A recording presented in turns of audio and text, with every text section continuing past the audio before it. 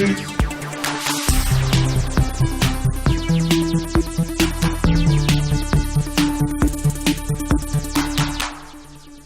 up, Sifters? Welcome to GameFace episode 18. It's been a little while, folks. It's good to be back and doing shows with you guys. And as you guys can see, my guest co-host today, the one and only, the incomparable, Daniel Bloodworth from GT, now the managing editor of GT, I might add. What's it like now that you were a lead editor before, now you're the managing editor there? How has your role changed? Oh, it's just more about, keeping everything on schedule and you get to do less of the fun stuff now, right? Now you're starting to see how it was when I worked with you. And, you guys got to go out and do all this fun stuff, and I just had to stay in the office, chained to my desk, pushing papers and sending out emails to people. And, it's not as glamorous as you think, right?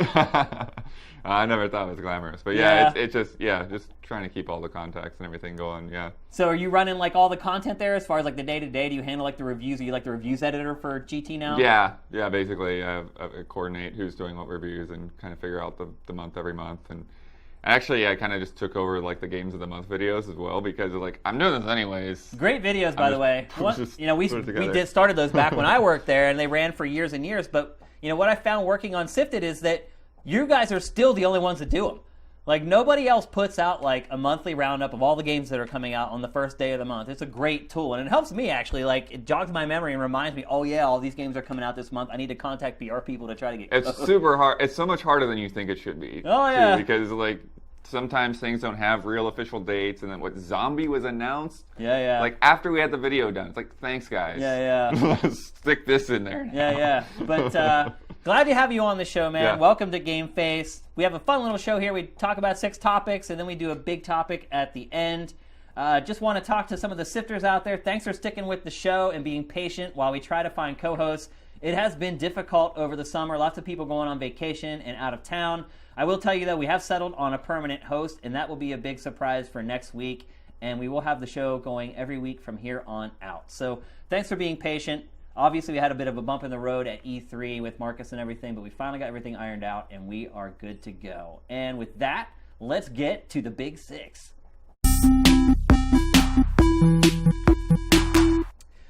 So, Daniel, this week, a company that I thought was probably just going to go under and just fade off into oblivion and irrelevancy was purchased by Razer. Ouya purchased by Razer. Daniel, can you see any reason why Razer would purchase Ouya, keeping in mind that Razer already has an Android-powered micro console? What do you think is the whole genesis behind this merger? Or not merger, this outright purchase? Well, it actually was really interesting is that from what I was reading, they didn't really buy the company as a whole. They didn't want anything to do with the hardware. They bought the store and everything that kind of comes along with that. So it's more like they want the platform, they want all the titles and everything that they've got there so that they can put that onto their own services and rebrand them and bring those customers into their infrastructure. But how is that going to work? Are they going to be able to just take over that store and suddenly link Ouya's service into their existing micro console? That sounds like that's the plan, yeah. That seems odd because you have these two ecosystems. I'm not even very familiar with their micro console to see what kind of an environment that they had as far as purchasing games, but it seems like it might be kind of complicated to take those user accounts and transfer them over, one, but the other part of it too is is there any value in that? Because it's not like Ouya has been setting the world on fire. There's a reason it's been sold. There's a reason I thought it was probably not going to survive. Right. Yeah, it's weird. It's I guess it's just on paper and the numbers and those, the amount of games that they have and that kind of thing. It's it looks good for them. It gives them kind of a foot in the door.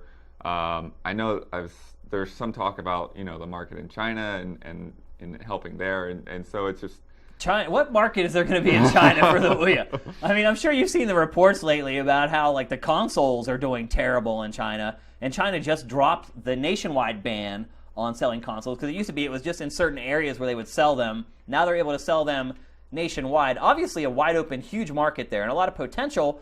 But the consoles haven't been doing really well. It's kind of PC country. So again, I don't really see the point in, trying to get sort of a Trojan horse into that market with the Ouya. It doesn't make much sense to me. And then you look at Razer, it's not even known for its micro. I mean, most people don't even know it has its own console. Razer is known for, like, accessories, basically. Right. And PC gaming accessories, like mice and really, really expensive mouse pads.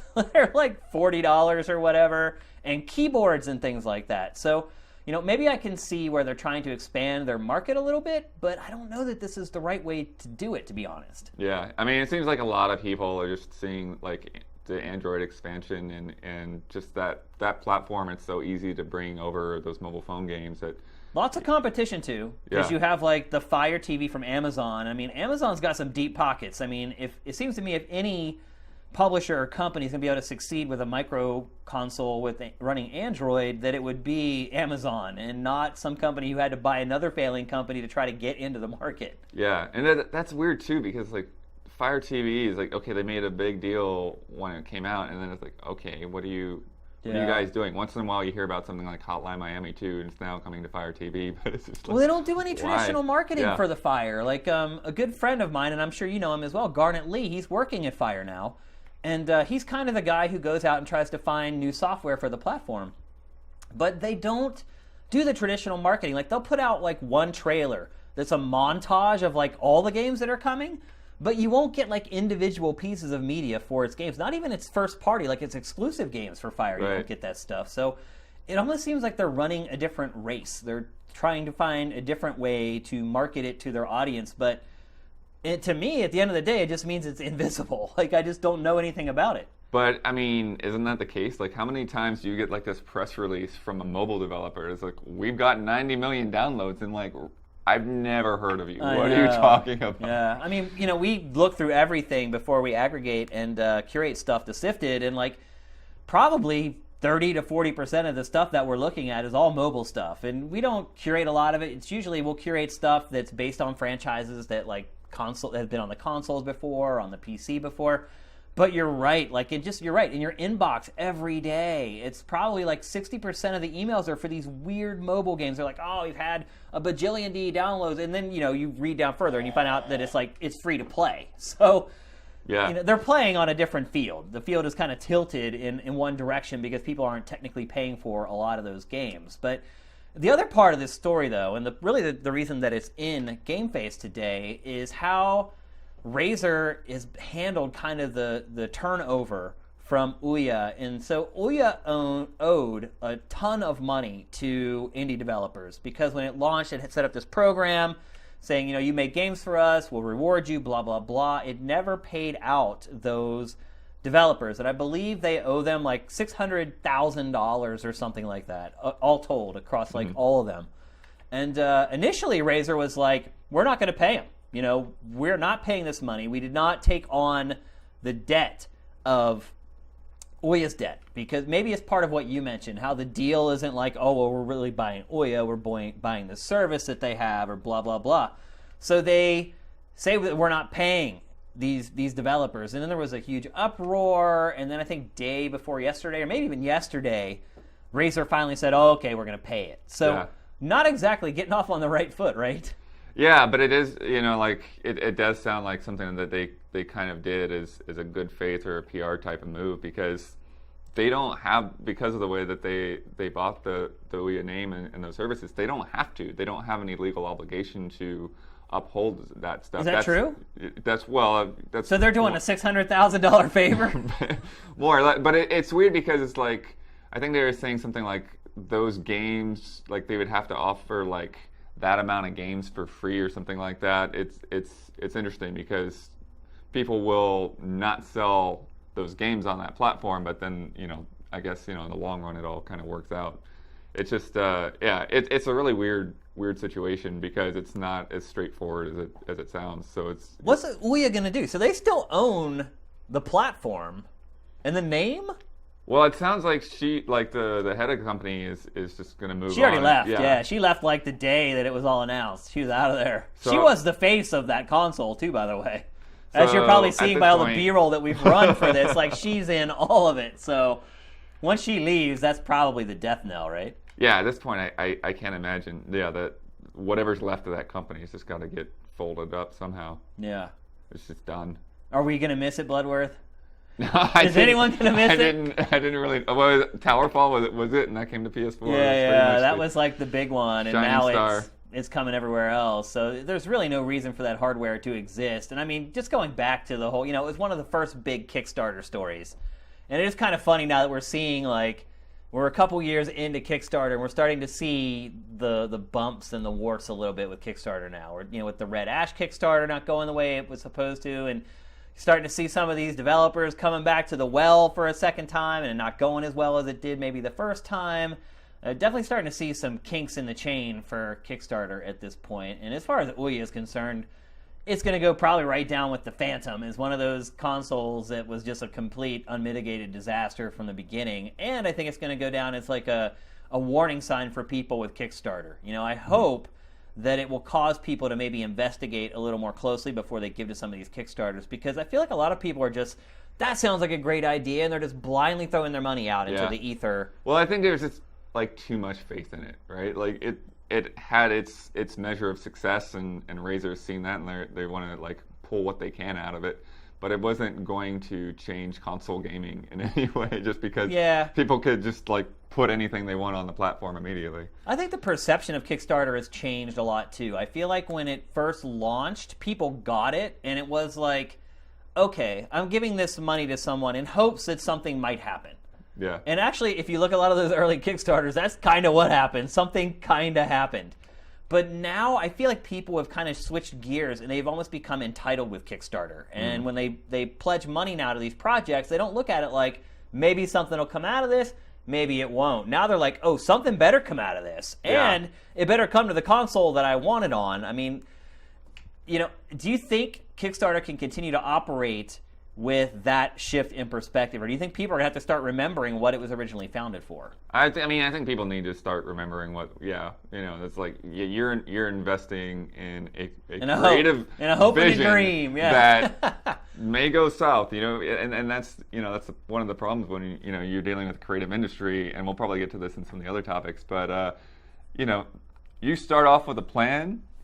If that plan goes through like from beginning to end and with no hitches, you might actually be doing it wrong. Yeah, you're right. Yeah. I mean, I can say that just with Sifted. You just might not be very ambitious. Yeah, I mean, even with like the website, we just launched like a month or two ago, and when you first start working on a project, you have this vision of how everything's going to work, you have this plan of how everything's going to work, and then almost immediately, it never goes exactly how you want it to. And I think a lot of times the companies that succeed or fail, the company that succeeds is the one that recognizes things aren't going the way that it was originally planned and pivots and figures out a way to work around it. And I think the companies that are steadfast and try to follow that plan from the beginning all the way to the end are generally the ones who don't succeed. So, with Kickstarter, I think it may be a reverse case, though, where people need to remember what it was originally intended for and maybe go back to it. Maybe they won't end up so disappointed when things don't work out the way that they're supposed to. I think that's probably a safe way to look at it anyway. Yeah. We'll see. There'll probably be another Ouya before it's all said and done, and we'll probably repeat the whole cycle all over again. So, all right, so probably the biggest story this week, at least as far as stuff that we're doing as gamers, was the launch of Windows 10. And so Windows 10, you're like, oh, maybe it makes PC gaming better, and it does. If you look at a lot of the benchmark tests, people are getting higher frame rates on Windows 10. They're getting better performance across the board, not just in games, but just in the apps that they use and the programs that they use. So Windows 10 has definitely been a boom for PC, but Bloodworth, the big deal as far as consoles are concerned is that Windows 10 has opened up a lot of functionality for Xbox One. And obviously the big one that everyone's talking about is being able to stream games to your PC from Xbox One. Daniel, do you ever see yourself doing that? Well, actually, let's start first with, have you updated to Windows 10? I have not. I'm too skeptical. Me too! I'm too skeptical. I'll give it 6 months. I've got a year to do it for free, right? Let's see. I'm right there with you, man. I have not upgraded. I am petrified that it's just going to, wipe out all... I'm not so worried about my files. I've already backed up all my files and everything. But, programs. I have lots of old programs on my PC that, I may not be able to get again, and I'm afraid that they'll just get wiped out and I won't be able to get them. Or, drivers and things like that for certain things. I'm just paranoid that things are going to get wiped out. So neither of us have upgraded. So we should put that out there right now for the sake of this conversation, so people know that we have not actually messed with it ourselves. Neither have I. And Matt, For the same reason. And Matt also says he hasn't done it either. So it sounds like we're all in the same boat. Maybe no one's tried this yet. All you other canaries can come out of the mine first. That's what I'm saying. So the big feature, at least that's been marketed to people like us, is be able to stream Xbox One to the PC. Blood, when you do upgrade to Windows 10, do you ever see yourself doing this? Can you think of a reason why you would? Well, I mean, you would do it because somebody wants to use the TV, right? Like, in my setup, there's no other reason because, like, my TV's here and my PC's there, right, so it's why. But in that case, in that sense, it's like, well, it didn't do the Wii U any favors. No, it sure didn't. It's essentially the same thing. And remote play with the Vita and PlayStation 4 has not turned out to be a huge feature. So I mean, I know people that love it and use it a lot, but it's not. You know people that use it a lot. It's not selling Vita. Yeah, really. I think I've used it like a handful of times. Like, I tried it when it first launched, and it didn't work hardly at all. And then, like, every few months I check in on it and, like, see if, like, they've made it better. And they have, I will say. Like, it has gotten better since the launch of the PlayStation 4. But I still feel like there's really only a couple genres where I would feel comfortable. Because, look, I don't play a lot of games where I don't need to get through the game. Like, where I just play them for fun or whatever. Where, latency or skipping wouldn't be an issue. And so to me, like, strategy games, like turn-based games would work okay. Puzzle games would work okay. Anything with low action, I feel like, would work all right. But shooters, driving games, platformers where you have to be anything where you need precision and you're worried about, like, actually losing. Maybe a better way to put it is, any game that I play where I put my TV on the game setting to cut down on the latency is a game that I would never play on remote play, and probably a game that I wouldn't play with this streaming service either. Yeah. I mean, it'd be interesting to see, like, how much latency there is, but you'd expect there'd have to be something there, some little. I don't know how it would be possible. I mean, I think probably if you have better Ethernet, if you have gigabit Ethernet maybe going through your house, I'm sure that might help. But a lot of people use Wi-Fi in their homes. Like, how functional is this really? And look, they're making a big deal about it. Like, they put out like 2 trailers just for this. Mm-hmm. Major Nelson's weekly show yesterday, he talked about it for like half of the episode. Like, they're blowing this out like this is a big deal. And this is the other part I want to get to on this topic is, other news that came out this week is that the PlayStation 4 is just completely destroying everyone else. Like, yeah. I think one of the stories I saw is like, if you combined everybody else together, the PlayStation 4 is still doing like 5 times better than everyone else combined or something like that right now. Like, the numbers are just like astronomical, and it's almost got to this tipping point where Xbox really doesn't have much of a chance. So you start looking at initiatives like this Windows 10 like game streaming thing, and they've also mentioned something that I think they should have done from the beginning, which is the reverse, which is streaming it the other way, streaming your PC to your TV. Now that, to me, is what they should have done first. Like, I would use that, because being able to sit on my couch and play PC games without having to bring my rig out into the living room or run all kinds of crazy wire, that to me is far more functional to me. So anyway, they have all these initiatives that they're working on, all the stuff that they're really marketing heavily, but is any of it going to be enough to put them in a good place? And we'll talk about Gamescom in a minute. And one thing I will say is that Xbox kind of has Gamescom to itself. It's going to show some games that haven't been shown really for a while. And Sony has no press conference at Gamescom for the first time ever since the show started. So they do have kind of this window here. Do you think that this is kind of their last chance to kind of make some headway?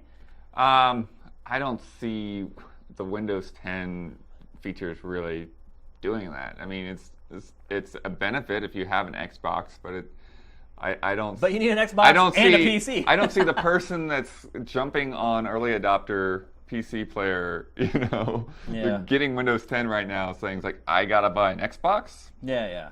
That's not that guy. He's got Windows 10 on a partition and he's got a beefy rig, and it's just kind of it's a nice way for them to like start putting everything together, and start. Because that leads eventually it's going to lead into the thing cross-platform play. Do they've people never really care about taken that? advantage. They've never taken advantage of PC the way they need to. They haven't, and that's why we're all skeptical. Because games for Windows Live, okay, there was a disaster. Yeah. But it's just really funny that Microsoft has these franchises like Halo, like Forza. They would do killer numbers on the PC, but they want to protect Xbox, so they won't do it. Yeah, and so this kind of blurs the line, right? It's like now Xbox One software library kind of is on the PC, really. Right. But again, that's not going to satisfy a PC gamer. They're going to look at that compared to their PC games and the resolutions and frame rates and everything, and they're like, okay. Again, a lot of it depends on how it performs. Yeah. But I mean, even if it performed perfectly, you're comparing Xbox game to somebody that has a $1,500 computer. Right, right, yeah. Well, then then you talk about backwards compatibility, which was probably the biggest story coming out of E3 for Xbox, and they said that the week of E3, Xbox One was the best-selling console. But look, when Microsoft is getting to the point where they're saying, well, that 1 week we did pretty good, that's another sign that things aren't going so well. So backwards compatibility, that built a little bit of momentum. Now they have this crossover with Windows 10. They're saying that, once they move up to DirectX on Xbox One, it could improve the performance of Xbox One games a little bit, give it a little bit of a boost, maybe help it compete visually with the PlayStation 4 a little better, create a little more parity. Do you see any of this giving Microsoft a shot at getting back into this?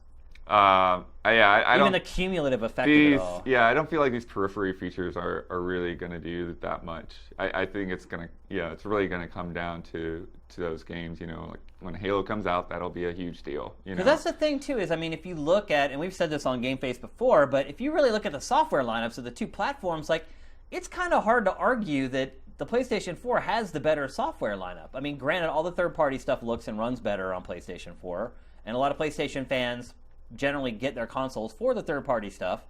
But, if you go head-to-head with the first-party lineup of these two machines, I think most objective people would say it's not even really close. Microsoft has done a lot better. And if you look at E3, the games that are coming, again, Microsoft is kind of carrying that race a little bit.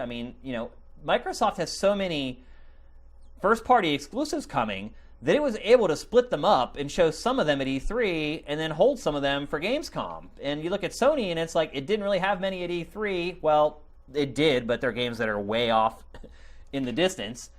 And there aren't really a lot of big games that they're showing at Gamescom, as evidenced by the fact that it's not even doing a press conference. And I wonder if Sony's not doing the press conference because it would be kind of like rubbing salt in the wound. What would they show? Because they just did E3, and look, everyone was all gaga over the PlayStation press conference right after E3. But then, it kind of settled down a little bit afterwards because people started looking at these games and they're like, yeah, a lot of this stuff isn't coming out for a long time. And so for Sony to come and show those same trailers again for these games that people have now figured out aren't coming probably even next year, a lot of them, why is the PlayStation 4 not just, look, I can understand why it might be doing a little better, but it is just straight up dominating at this point. Yeah, I think it's one of those things where it comes down to momentum in a way, and it's a snowball rolling downhill. Yeah, because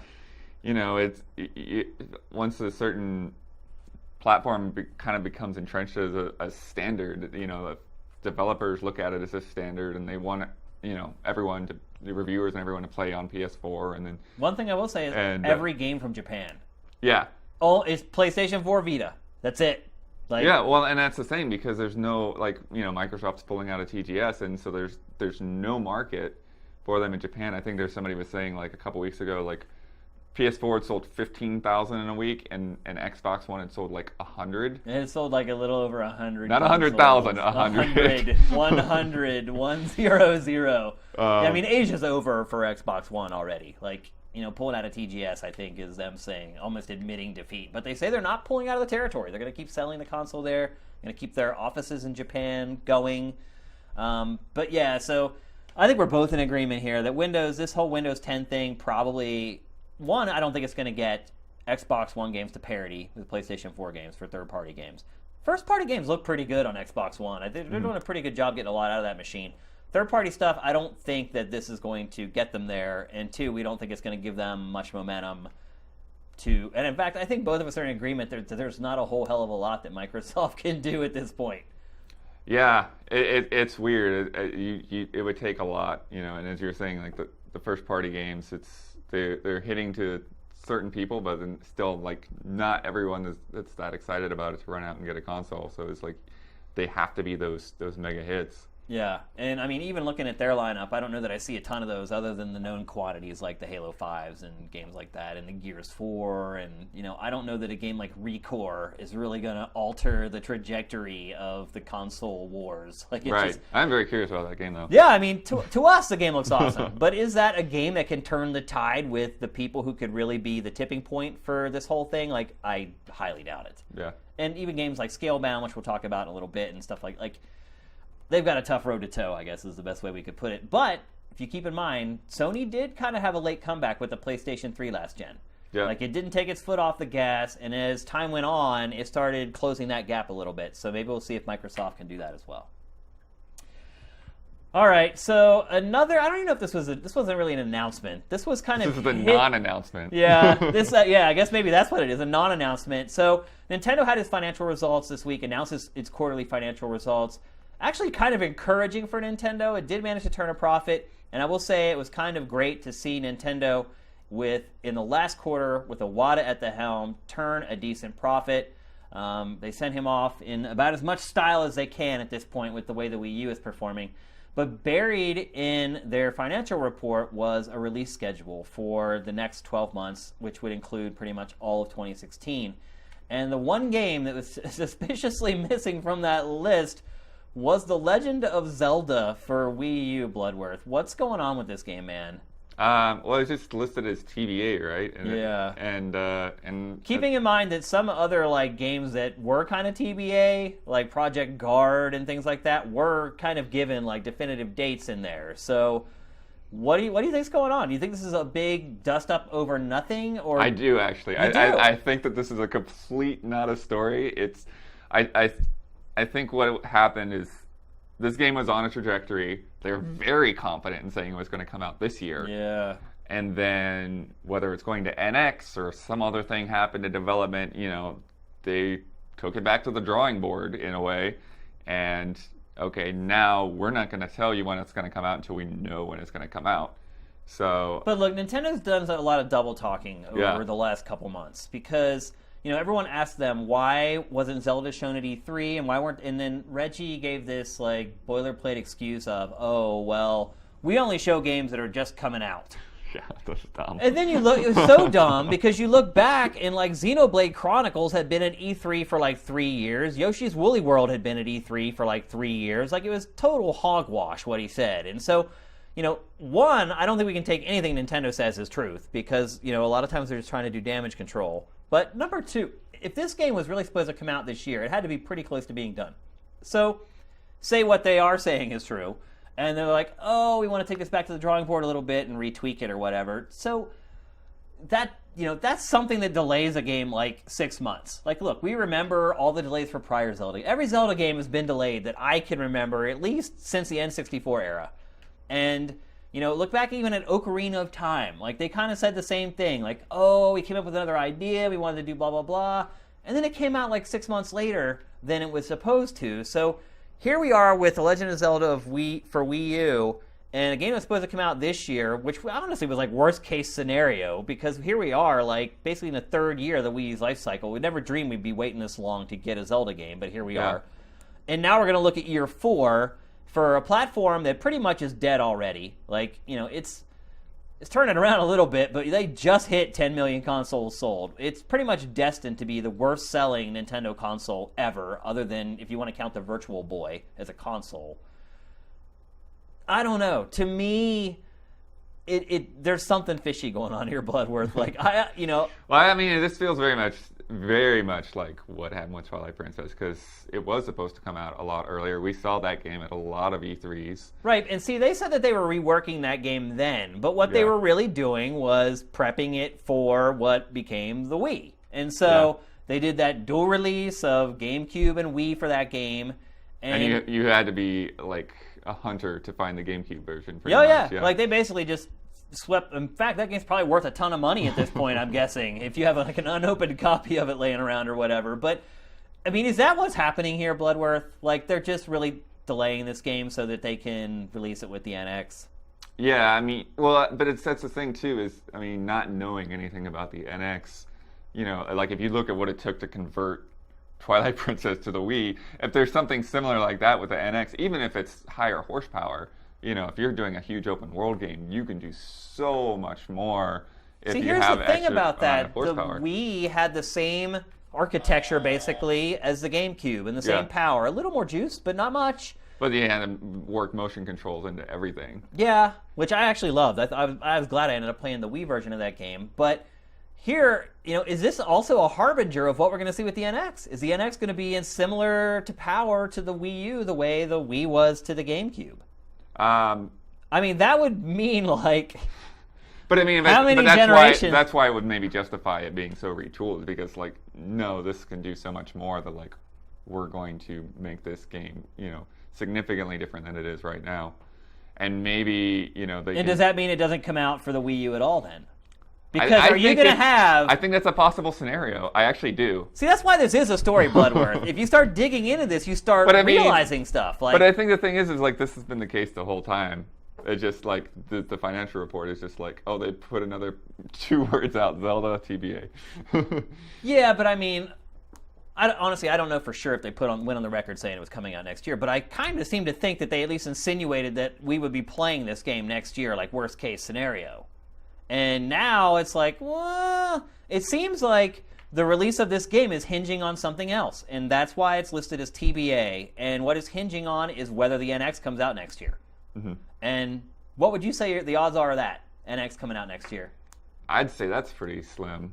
You think it's slim? I mean, I guess it could happen, but it feels like they would spend a little bit more time to prep for that. Yeah, we were talking about this on another episode, and I think we had kind of come to the agreement that Q4 of next year would be best case scenario, but more likely like spring of 2017. And one thing, like, I hope that they would have learned from the Wii U and not put out a system that doesn't have its menus put together. Yeah. It was such a weird rollout. They've learned a lot from the Wii U. Yeah. I mean, this is really the first time Nintendo has really tried to create and maintain a modern console with a social network and like online that actually works. And they just updated Miiverse this past week. Yeah. They are definitely still investing in all of that. And they've done a great job with DLC. This is the first time they've really done that. Like, they learned a lot on the Wii U that they can apply to the NX and whatever it ends up ultimately becoming. But I think there is a story here with this, and I think it could mean that, 1, we may never see Zelda for the Wii U, and 2,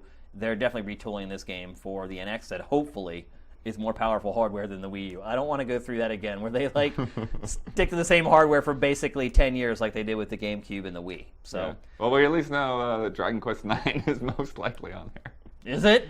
Well, I mean, they backpedaled, but I think it was just somebody speaking too soon kind of thing, Yeah, I mean, we'll get to Dragon Quest in a little bit. That's one of our other topics. But for now, I'm going to talk about something really awesome and exciting, for me personally at least, because Resident Evil 2, in my opinion, is the very best of the tank control Resident Evil games. And just this week, Capcom went on its Facebook page and asked fans to tell them whether or not they would be excited over a Resident Evil 2 remake. I do admit that I did not go on the Facebook page. I was afraid somebody would see me on there and be like, Shane shouldn't be doing that. But, so the fans went. It went well, obviously, because everybody loves Resident Evil 2, as they should.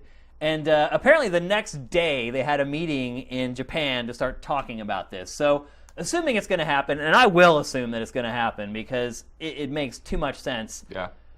Bloodworth, what would you like to see change for the remake of this? Because this is hallowed ground here. This is Resident Evil 2, widely considered, not just by me, but by a lot of people, to be the best of the tank-controlled Resident Evils.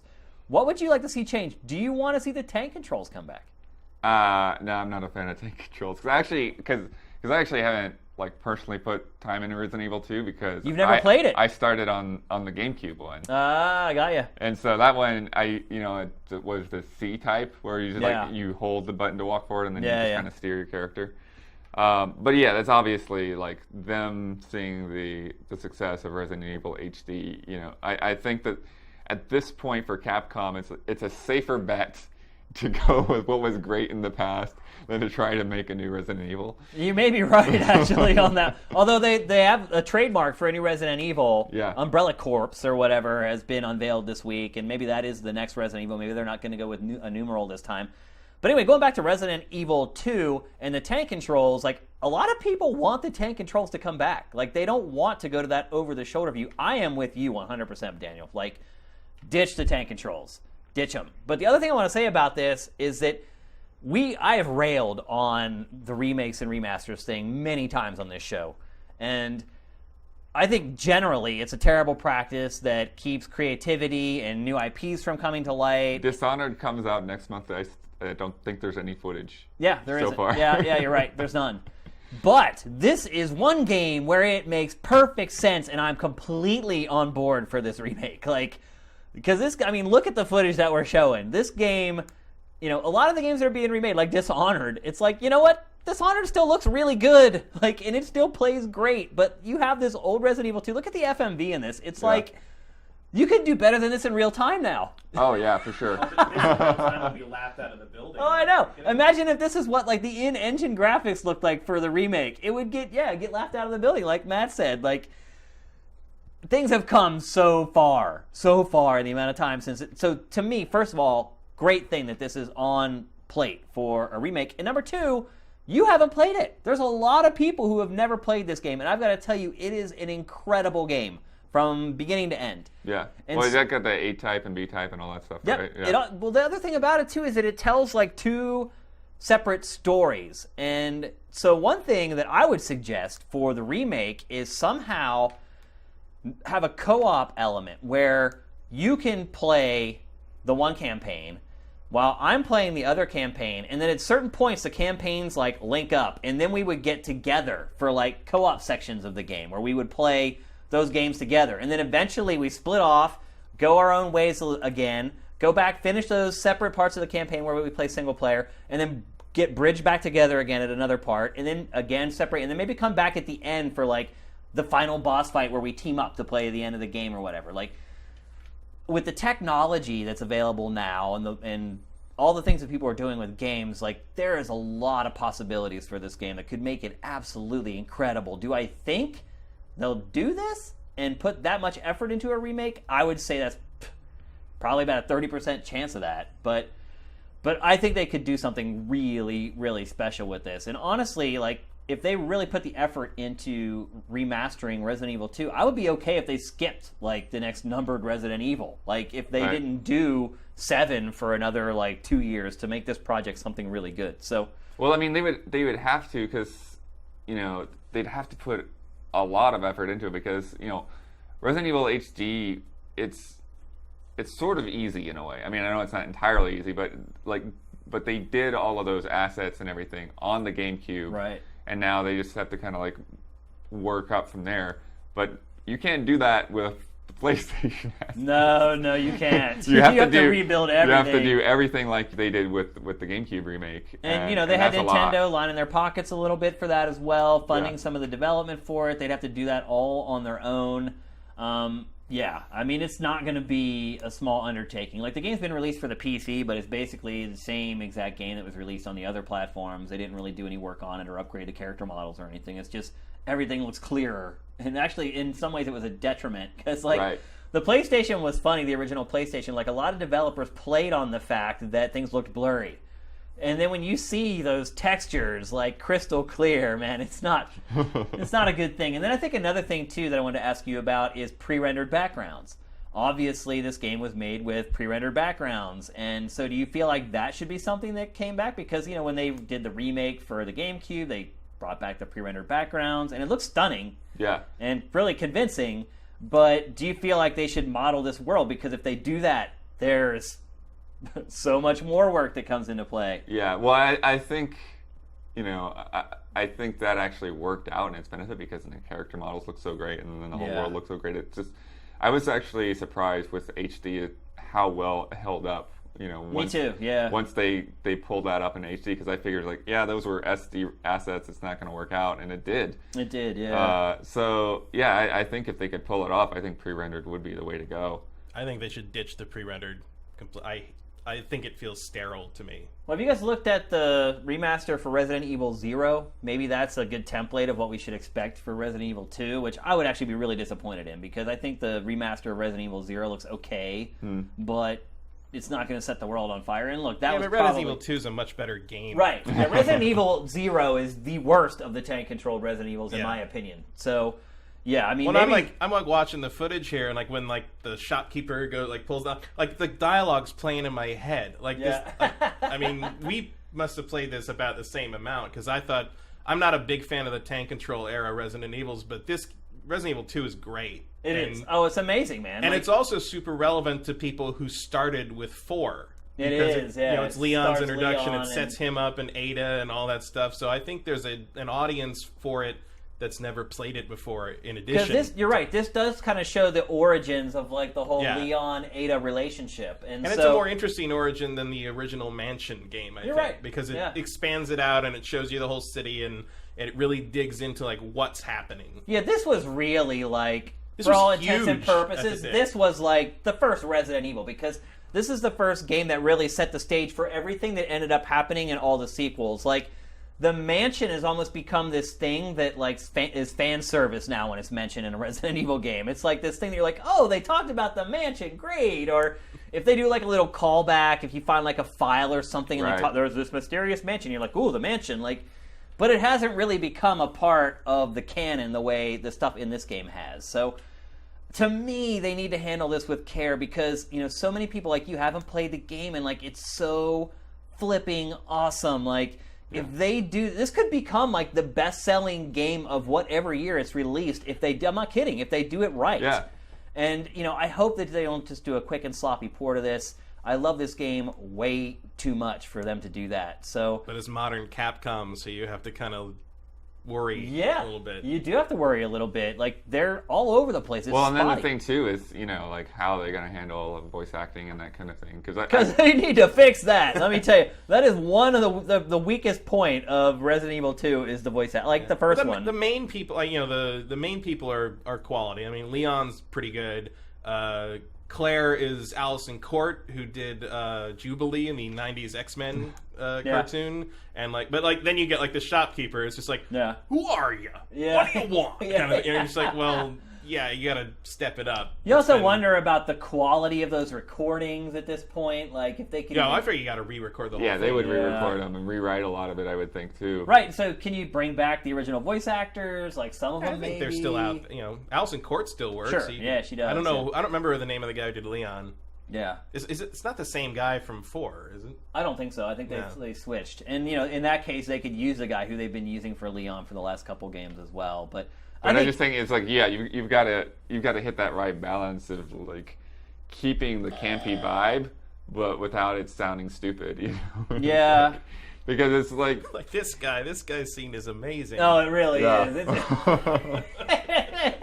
Yeah, the bit players in this game, they definitely did not spend a lot of time on the voiceover stuff for it, or even on the writing, really. They probably need to rewrite a lot of the stuff in it, and there's some implausible stuff in here, but just overall, as far as just a good quality playthrough with equal parts of scares and excitement and action and story and all that, do you think there's anything in here that might benefit from how they expanded the first Resident Evil, when they had that whole section in the back of the house? Oh, definitely. Yeah. Tons. You got a whole city. Tons of stuff. Oh, yeah. I mean, this game was actually pretty limited in its scope, and it kept you on a pretty even path. There wasn't a whole lot of side roads to take off on this game, other than the fact that you kind of had the other campaign built into it. But yeah, I mean, there's a lot of opportunity for them to expand, and even bringing in new enemies like the Crimson Heads for the remake that they brought in. They could certainly do that. Obviously, the technology at the time limited the amount of enemy types that they could have in the game, so they could certainly expand that.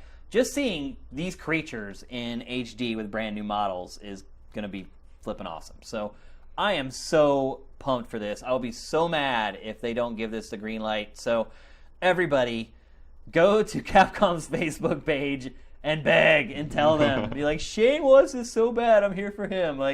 Literally, if you haven't played it yet, just trust me on this one. You're going to want to play it. It's an awesome game. You're going to be so happy that you went and made that comment on Capcom's Facebook page. So Tell go do them it. Sifted sent you. That's right. But wait till the show's over to go do it. So Anyway.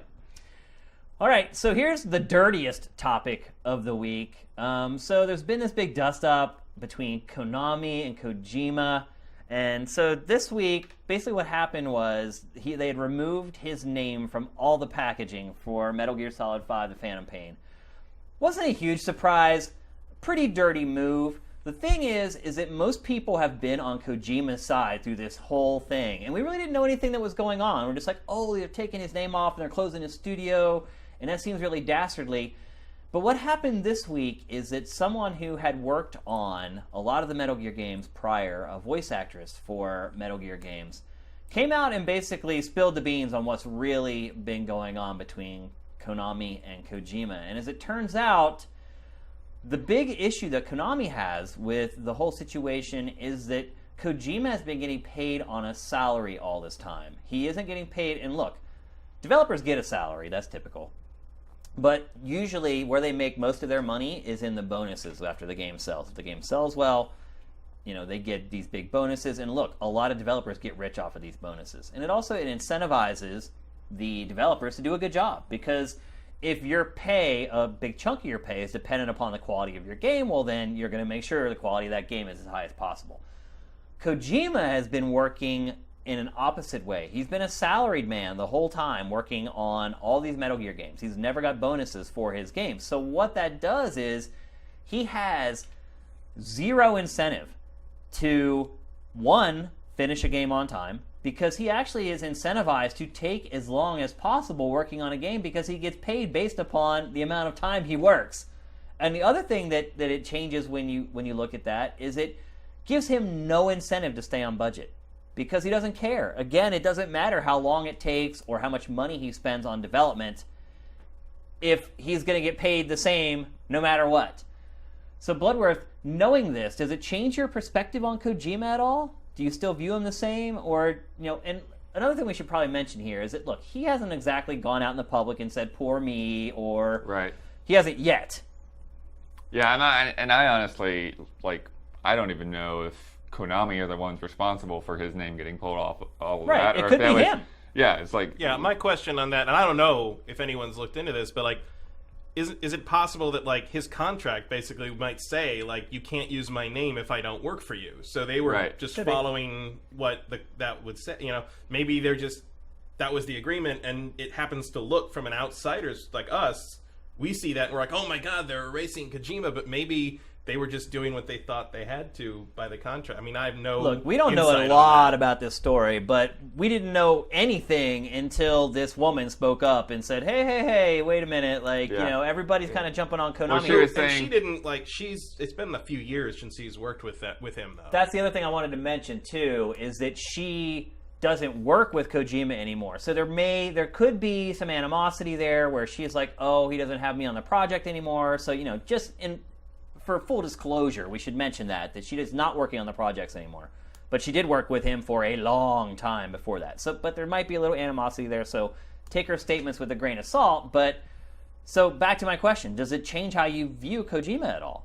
It doesn't really, because it all sort of feels like it lines up with, the way he is as a creator. Yeah. She was saying that, he had commissioned, her to do 30 or 40 different songs that, never actually got used because, once he got to whatever he wanted in the final game, they didn't fit anymore, and that kind of thing. But isn't that kind of being reckless with someone else's money? Well, yeah, it definitely is, and I think that's where this whole tension comes from, is Kojima wants to make the game that he wants to make and be perfect and essentially operate as if he has a blank check because it's Konami's biggest moneymaker, and Konami's just there and over there and we don't have the money to do that. Yeah, are these especially games now big they enough? don't have the money. Are the Metal Gear games, do they sell enough to warrant that kind of behavior? I honestly don't think that they do. I wouldn't think so. Yeah, they sell well. I'm sure they make their money back and a little bit of a profit, but when you start thinking about all the hand-wringing and the sweating that's going on if you're Konami corporate throughout the development cycle for these games, look, this game has been delayed out the yin-yang. It comes out a month from today, by the way, which I was shocked by, and actually, your Games of the Month feature reminded me of that right at the end. It's don't forget, September 1st is Metal Gear. But, if you're Konami, and look, they are not doing well. And we've talked about that again on this show over and over again about how terrible they're doing and how they're treating their old properties and they don't make proper games anymore. And there was that whole thing where people thought they said that they weren't going to make real games anymore, and then they had to come out and say that they looked all kinds of... We're making a porny Castlevania pachinko game. What do you want? Erotic violence. Yeah. There's been all kinds of weird stuff coming out of the Konami camp of late. But, to answer the question I asked you, it has changed how I look at Kojima. And it's not that I look at him negatively, but I thought he was a good boss, I guess is the best way to put it. Like, I thought that he was managing his team well. I thought that, honestly, he was kind of running Konami. I mean, look, the engine that they built is the engine they're using now in Pro Evolution 2016. Like, it does change my opinion of him. Like, I thought that he was, like, the big boss, of Konami. I thought he was kind of running stuff over there, and as it turns out, he kind of let things fly off the rails over there, and he might be part of the reason why Konami is in the dire straits that it's in now. It really sounds like he went full Kubrick. Yeah.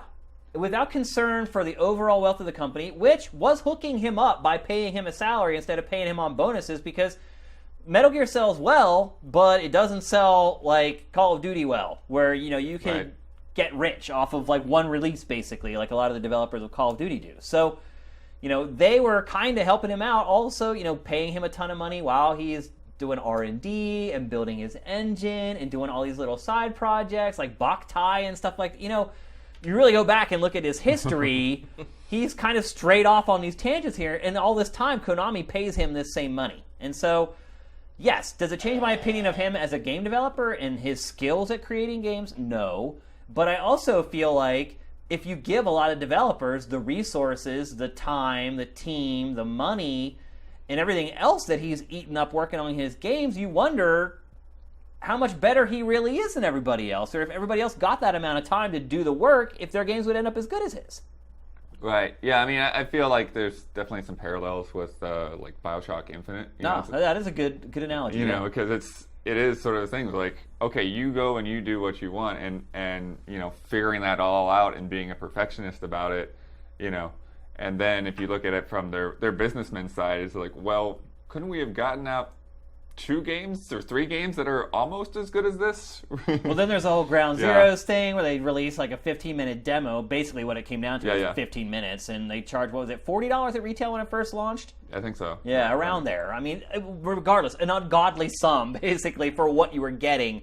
Almost is like, I almost feel like Ground Zeroes, now that we know the real story, was like an olive branch to Konami from Kojima. He's like, look, I know that I have gone way over budget on this game, way over time. I know that our company's in bad shape, so here, let me release this dinky little demo and see if we can squeeze my fans for $40 a pop. And it worked. I mean, it sold pretty well. They made some money off of that thing. And so it's always interesting when you get facts like this, and then you start looking back at things that happened that you couldn't understand when they happened. And suddenly things start becoming a lot more clear. And then before we move on from this topic, the last thing I want to ask you is, so obviously Kojima's team is dissolved. He's not working with Konami anymore. He's a free agent. How does this affect whether other publishers want to work with him?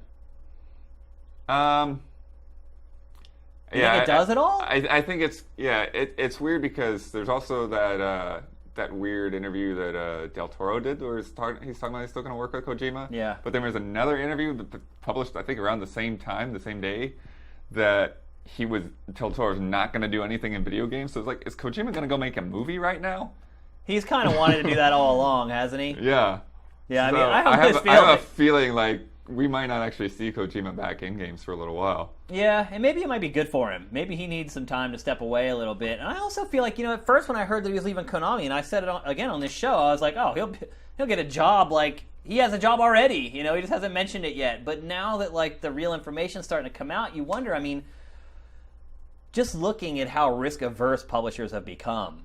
And, he doesn't have the Metal Gear name anymore. And so, they're making all these remasters and remakes already because they're petrified of new IP. And, bringing Kojima in, having to build a new team, having to build a new engine, because he can't take the Fox engine with him. That's owned by Konami. I don't know. I don't know if working with him seems so rosy. Maybe you bring him in as, like, in a consulting role or something where he kind of comes in and leads an existing team, and he's just kind of like the creative director of the game. Maybe provides like the scenarios, and maybe writes the scenarios, and maybe just bring him in like an internal team at Sony or Microsoft or something like that. But if I was a publisher and I'm like, okay, Kojima's a free agent now, and we have the ability to pick him up, would you pick him up? I think there'd be people that are gonna want to pick him up. I think sure. But would you, if you own, let's say you're the head of EA? I mean, you're Peter Moore. Yeah, I think that somebody will take that bet because they've seen what he can do. But they will probably just they will probably be on top of that budget a lot tighter than Konami has been. Yeah, I mean, I don't know. Well, one, I don't think they'll pay him a salary, right? Right. They're going to build in some incentives in there. But anyway, this has been a really interesting story, really from the beginning, and there's been all kinds of twists and turns to it. I mean, one thing that kind of lends credence to what this woman says is no one's come out and said that what she said was wrong. I mean, there's also been some bad blood between, like, David Hayter and Kojima, and you always wonder what really happened there. And, both of them have been kind of tight-lipped about it. I still am going to miss him voicing Snake, to be honest with you. Unless he's in it. Yeah. That theory, yeah. I mean, yeah, that's flown around that he's actually still going to voice Snake in some way in the game. I mean, look, based upon what I've played with the new voice acting, I'm not a huge fan. It's not terrible, but it just doesn't feel right. And for me, what I think is going to be the last Metal Gear game, it just doesn't make any sense. And he had to know that this was going to be the last one. And so why bring in Kiefer Sutherland for, like, the last game? Like, right. It just doesn't. But I mean, make that goes sense. back to again, like the spending out of control. It's like why? Right. Why but Kiefer Sutherland? Why these songs that are going to be super expensive to license? And why? Kiefer Sutherland, you had to pay him like 5 times what you had to pay David Hayter. Like, there's just, it doesn't make any sense. And maybe that was one of the last straws. Maybe Konami was like, 1, we like David Hayter, damn it. He's a good guy and he's a great voice actor. And 2, you're bringing this other guy in and you're paying him like 5 times what we would have paid David Hayter. Like, all I'm saying about this whole thing is that Konami looks completely different now in this whole scenario than they did before. Like, before, everyone was very quick to jump on them and say it's all their fault and I hate Konami. I look at the whole thing a lot differently now, completely differently. Yeah, I haven't been that hard on the bandwagon. I've very much been distance myself because, like, I don't know what's going on there. I'm not going to throw Konami under the bus just because, of everybody what we has, see though. Externally. Everybody went after them on their YouTube channels, and so it'll be interesting to see if that tide turns a little bit. But the best news for Kojima is that right in the nick of time, here comes this game, Everyone's going to forget about all this as soon as they're playing Phantom Pain. And hopefully myself included. Like, I don't like dwelling on stuff like this. It's fun for conversation, but ultimately it's all about the games. And so this put up or shut up time, we should be getting that game probably in a week or 2 to start really playing through the review code. So pretty exciting. All right, so our last topic for the Big Six this week, Square Enix had a huge presentation for all things Dragon Quest, basically. They debuted 2 games, I guess is what it was. Jokers. Well, there's Builder. But see, they had already debuted that game. Yeah, see, that's what's tricky. There's a lot of games that they've been talking about that it's hard to like suss out which ones are actually new and which ones we hadn't just heard about because we weren't paying attention until Dragon Quest 11 got announced. Yeah, so Dragon Quest 11 debuted, and Dragon Quest Jokers 3 debuted, and then Dragon Quest Builders had been announced but never shown footage of it. So let's talk about Dragon Quest 11 first. I think the first thing I would say about the game is it looks really early. Like, to me, it doesn't look like that game's anywhere near done. They never showed any gameplay full screen when they debuted it, which they did show for Dragon Quest Builders, which was a little odd. Never showed any gameplay full footage. It was always kind of like off screen.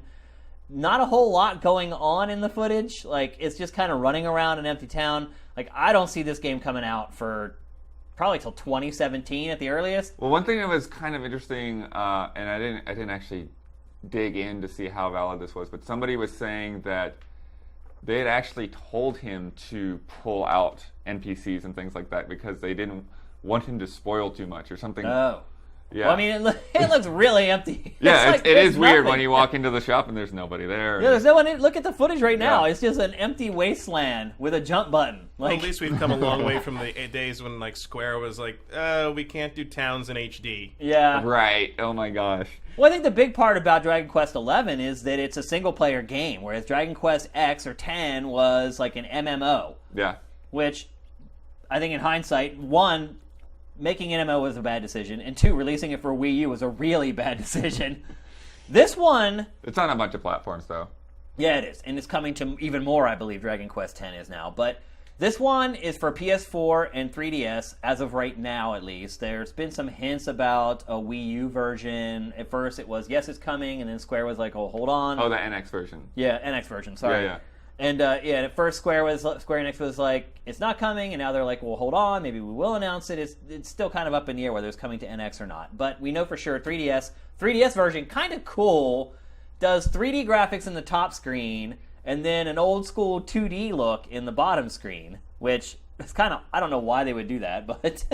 One thing that's been, actually, it's been a little bit unclear is there have been some reports, and then other people are kind of going back on it a little bit, that that's sort of like that to introduce you to it at the beginning, and then later on, like, it just kind of becomes like you choose which one that you prefer. Oh, got ya. Yeah, I kind of wondered. I'm like, what is really the point of that?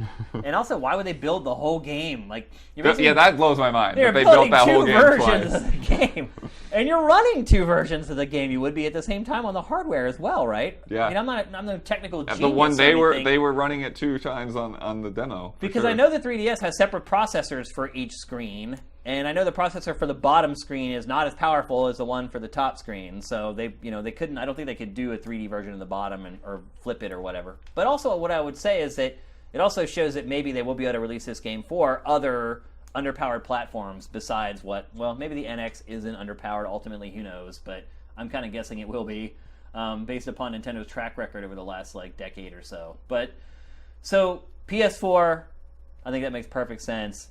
3DS makes perfect sense, although the PS4 has not done well in Japan. We had some conversations on Sifted about it, and some of the people were saying that they kind of thought it might be for last gen because the install base is there, and Dragon Quest has kind of played it safe a lot of times. Yeah, and that's why I think that they are doing both versions, because they see that they have to, in Japan, put it out on the 3DS to get the sales numbers. Yeah. But whether they recognize that the PS4 audience is the worldwide audience and they still want to try to get that, or they just feel like PS4 is like where their vision is. Yeah. But I think they couldn't not do the 3DS version with the Japanese install base. With the install base there, Yeah. and here as well. But that brings up the other question, which is, will this game ever come out here? I think the PS4 version actually may be the more likely version here. I'd agree with that 1,000%. Dragon Quest X still has never come out in the U.S. Yeah. But And- MMOs, yeah, like there's a ton of, there's Monster Hunter MMOs and stuff, I think, in Japan as well. Oh, yeah. A lot of those, and Dragon's Dogma Online, man. Yeah. So many people are excited for that, no news.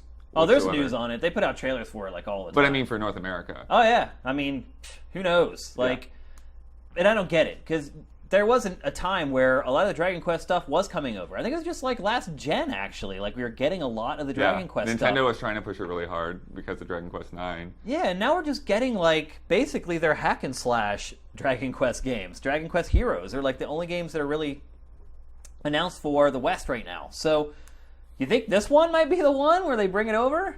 Well, Shuhei Yoshida, president of Sony, tweeted in English about can't wait to play Dragon Quest 11. So Okay. I think that's a hint. Yeah.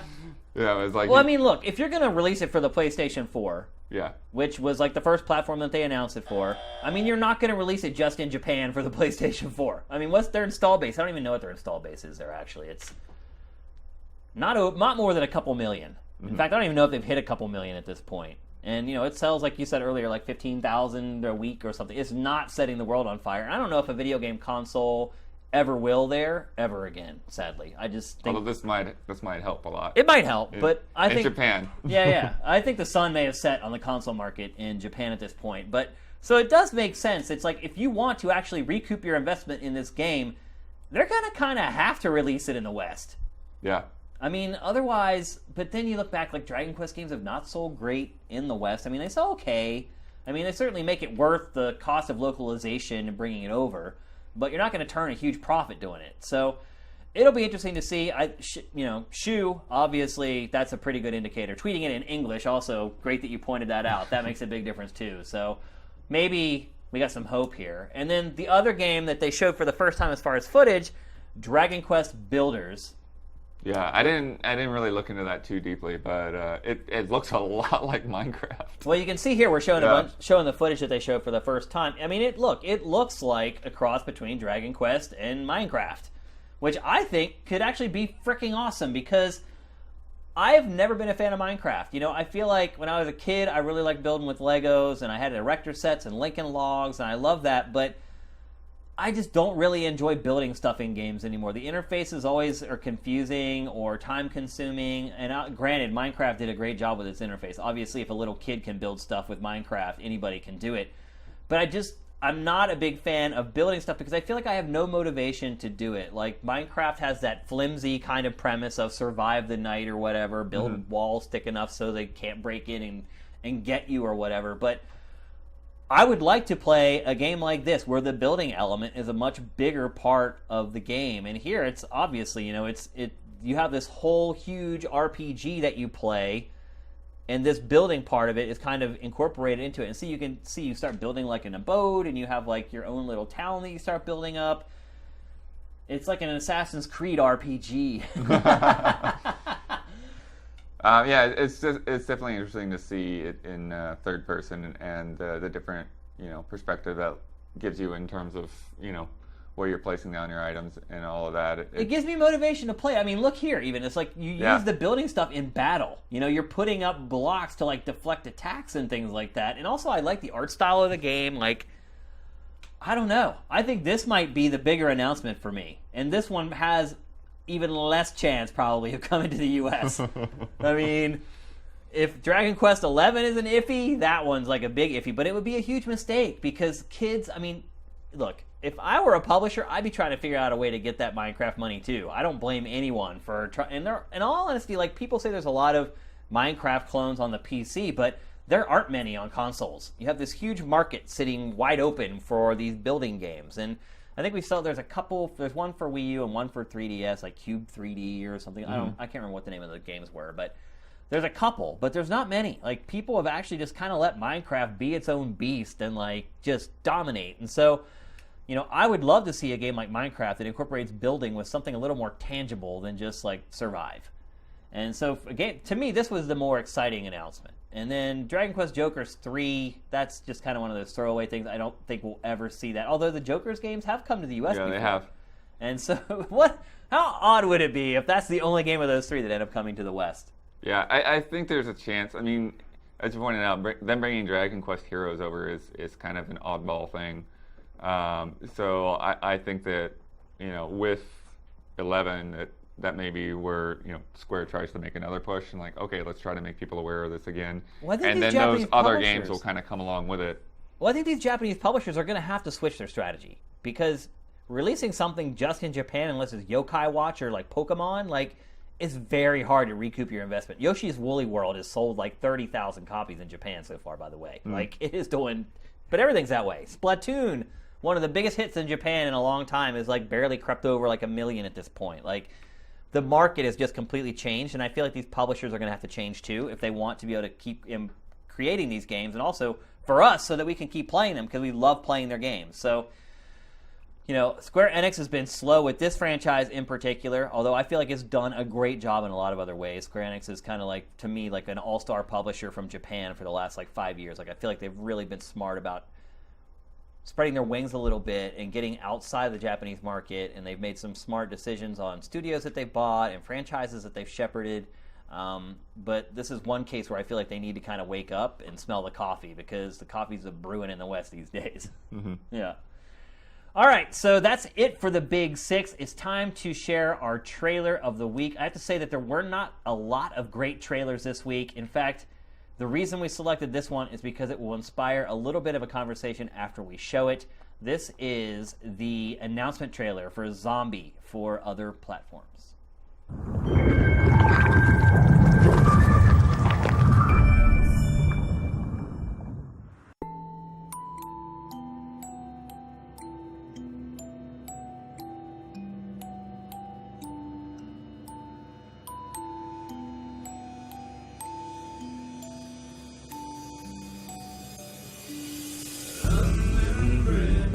Falling down, falling down, falling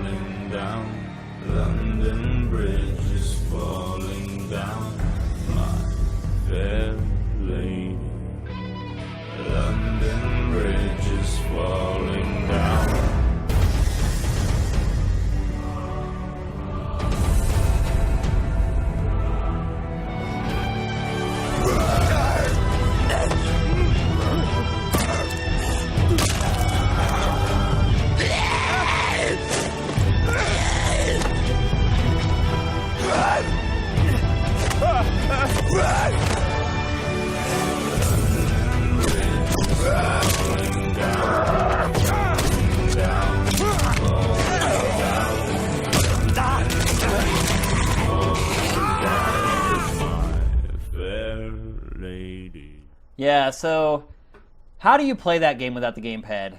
This just seems like one of the most blatant, like, we need to get our money back on this thing, like, ever. I mean, look, people weren't impressed with this game for, like, the graphics or the atmosphere or the story, of which there was, like, none.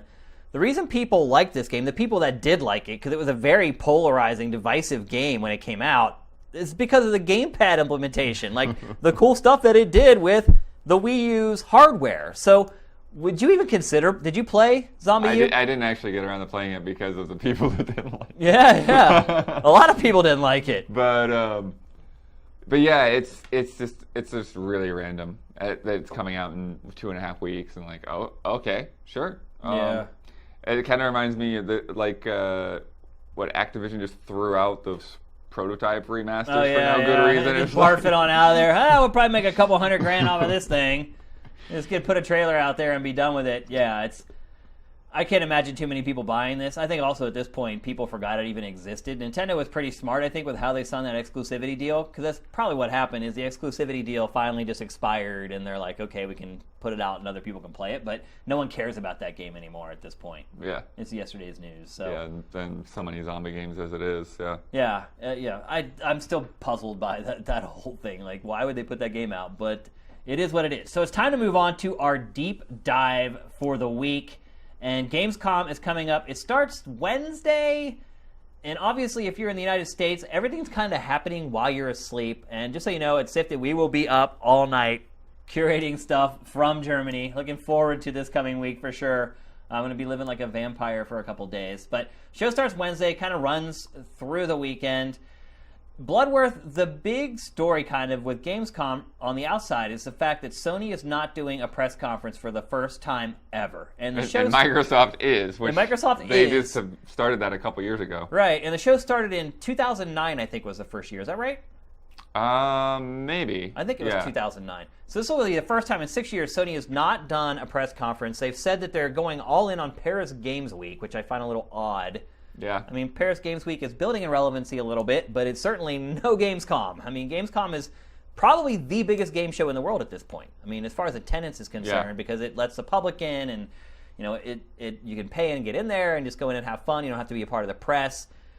So, how big of a deal is this? We had talked a little bit earlier about how we felt like maybe Sony kind of blew its load, so to speak, at E3 and didn't want to share the same trailers or really talk about games that weren't going to be coming for a long time. Again, just a couple months later. How big of a deal is this? Is Sony's not really going to be there? You're saying they're going to have a booth. Yeah. Which I was not aware of. I didn't even know that they were going to have a booth. They're still going to be there. Just not doing that press conference. But I think it's just one of those things where now, with especially with them having PSX, like they want to hold stuff off for bigger events. And I also think that it's just a matter of timing. Like they just did E3 and they don't want to try to schedule for all of these different things, especially with where their first party lineup, which they've even kind of said, it's like, yeah, we're focused on some third party exclusives right now because we don't have the first party games ready at the moment, And well, they did say they are showing more of this game. They're going to show Horizon Zero Dawn. Oh, that's great. And they said there's going to be playable there actually for showgoers, but they're going to play this, basically the E3 demo. And They did also hint that maybe they may have a new trailer with some new footage of the game. So that is one game that it looks like they're going to show at least a little bit of, which it makes sense. They're developers from Europe. I'm sure they want to show something on their home turf. Yeah, because there were things in the E3 demo that we didn't even get released to the public, like the towns. The behind closed doors demo. Yeah, there was a bunch of stuff in there that actually was kind of cooler than some of the stuff that they did show publicly. So they could even just get away with like releasing that extra footage probably, which I'm surprised they haven't done already, to be honest. But maybe that was all part of the plan to hold it for Gamescom or whatever. Let's talk about some of the games that are going to kind of have their big debut, because we did mention how Microsoft has a wealth of first-party games and how they kind of held some of them back from E3 so that they could show them at Gamescom. One of those games would be Crackdown, a game that I personally really am not a huge fan of. Right. I didn't like the first two Crackdowns that much. I felt like it was one of those games that was like a good time killer. And I feel like a lot of people that played it kind of played it for a time killer. But I would play it for like a couple hours and just be like, what are you guys thinking? Like, I don't understand. Ryan Stevens was a person who loved like the first Crackdown. He's like, I don't know, I just want to collect the orbs. I'm like, I don't want to collect the orbs. Yeah, collecting the orbs is kind of feels like the one thing people don't want to do at this point. Yeah. With open world games, but yeah, I guess this trailer like showed a lot of destruction and craziness, and so I think it can kind of go in and. Well, it is and like, go look, up ahead against. It's basically a superhero game. Yeah, it can go up against Just Cause in a way, and just kind of have that irreverent just screw around in the city. But I still feel like Crackdown to me just doesn't have that much of an identity to it. It doesn't at all. Even look at these characters; they're just so whatever. Like I can't remember any of the characters from Crackdown. I can't remember any of the scenarios from Crackdown. I can't remember any overarching story. Skills for kills, Agent. Yeah, that's about all I got. The announcer guy. Yeah, and I can't remember any overarching story that will tie them together. There's no intrigue. Like think about Metal Gear and all the stuff that's happened in that series over time. Like there's nothing like that with and this. Also, Crackdown 2 was awful. It was terrible. So I'm really shocked that they've greenlit this game. To be honest, I mean, look, I'll give it a chance. And, right. Maybe Gamescom it should be its coming out party, because we haven't really seen anything other than this trailer of this game so far. And yeah, I mean, and there are hints here to, some kind of teamwork and all of that, but destructible environments, maybe. Yeah, obviously, yeah. If they don't have buildings crashing down, then if there's no destructible environments, they're going to get sued. I'll be the one to start the class action lawsuit. After this trailer, you kind of have to have it. So, okay, so Crackdown, and then there's Quantum Break, which is a game that I'm actually am excited for. Yeah. Obviously, from the Remedy guys, they've made some pretty good games in the past. But you do want to talk about guys taking too long to make a game. Yeah, exactly. Yeah, good point. Yeah, these guys do tend to take their time. In this game, I thought for sure it would be shown at E3. They came out right before the show and said it wouldn't be. And I think it was kind of a part of the plan. Maybe Microsoft decided to split them up, because I think this game could be like a showstopper. Like this could be like the Horizon Zero Dawn of E3. Yeah. I feel kind of on the fence about this game. It's like it could very easily just go either direction. Yeah. Like it could be mind-blowing, or it could be like, why do I care? Well, I think Remedy's games are kind of like that, aren't they? Yeah, in a way they are. Oh, I mean, Max Payne's definitely got a huge following. But it does, but I also feel like there's a lot of people that didn't like it. Like, for instance, when I worked at G4 with Matt loved Max Payne. I didn't play it. And he would come in, Adam Sessler loved Max Payne. I didn't play it. Like, I feel like their games do kind of split people down the middle and make them a bit, reluctant to play their games. Like, once I played the first Max Payne, I was like, I don't want to play the next one either. This game, though, it looks like it has some pretty unique, time shifting. Look at it. It's pretty cool, man. Yeah. It looks like a pretty, not expected, but, you look at this and you're like, oh, this is from the guys who made Alan Wake and Max Payne? Yeah, that makes sense. There's some evolution here. Yeah. Of the ideas in those games kind of merged and melded. Alan Wake was another game that was very polarizing. People either thought it was game of the forever or they're meh. And, I actually fell into the meh camp for that game as well. So honestly, I've never been a huge fan of their games. But this one has got me for sure. I am really, really excited about this. This is maybe the game I'm most excited to check out at Gamescom, to be honest with you. This game keeps making me think of, PsyOps. A little bit, yeah. You remember PsyOps and Second Sight, and they kind of did those, psychic games, back then, and you're they're playing with physics and they're doing some cool, and then no one ever made one again. Well, then there was that game called, was it Fractured or whatever? Oh, yeah. Fracture with the terraforming. Yeah, where you could terraform the ground or whatever. Yeah, I mean, that reminds me of this as well. But you're right, there was kind of that whole era there, Matt, where they had games that was destroying and reshaping the earth, and then they just went away. And all the psychic ability games, they were big for a while. Red Faction, yeah. A lot of that. That was big on destruction, obviously, and blowing stuff up and being able to drill through levels and things like that. But I'm really excited for that game, and I think it'll be its big coming out party. Let's get down through this list. We got a lot more to talk about. Scalebound. Scalebound, yep. Yeah, very excited for that. Yeah, really excited about that. I mean, if Platinum can pull off what they've done with Bayonetta 2 and Metal Gear Rising, and then just... And Transformers. And this that actually does look really good. It does. This is Kamiya's game, right? I think he's directing this. Oh, I don't know. I think right, so. But yeah, I think he is. I wouldn't put...